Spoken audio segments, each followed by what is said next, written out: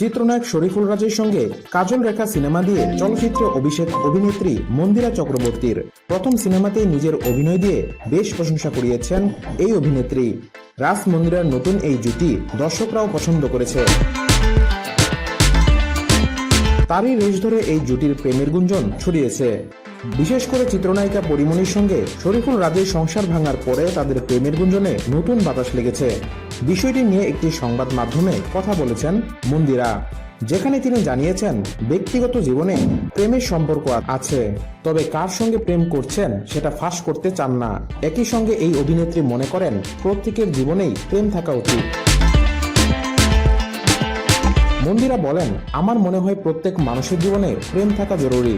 এতে শরীর ও মন দুটোই ভালো থাকে। প্রেম ছাড়া একজন মানুষ থাকতে পারে না।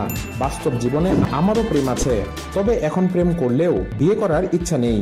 বিয়ে করার জন্য পরিবার থেকেও চাপ নেই, তাই কাজেই পুরো মনোযোগ দিচ্ছি। এ সময় রাজের সঙ্গে প্রেমের গুঞ্জন প্রসঙ্গে এই অভিনেত্রী বলেন, রাজ আমার অনেক ভালো বন্ধু। বন্ধু থেকে প্রেমিক অনেকেরই জীবনে হয়, তবে আমার জীবনে এমনটা হবে না। সে আমার ভালো বন্ধুই থাকবে। নিজের প্রেমিককে খোঁজার দায়িত্ব সাংবাদিকদেরই দিতে চান মন্দিরা চক্রবর্তী। তিনি বলেন, আমি প্রেম তো করছি, এখন কাকে করছি, কিভাবে করছি, এটা দেখার দায়িত্ব সংবাদ মাধ্যমের। আপনারা খুঁজে বের করুন। আমি সবটা তো আসলে বলতে পারবো না।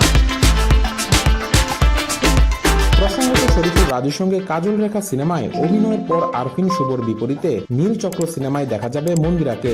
আসন্ন কোরবানির ঈদে প্রেক্ষাগৃহে মুক্তি পাবে সিনেমাটি।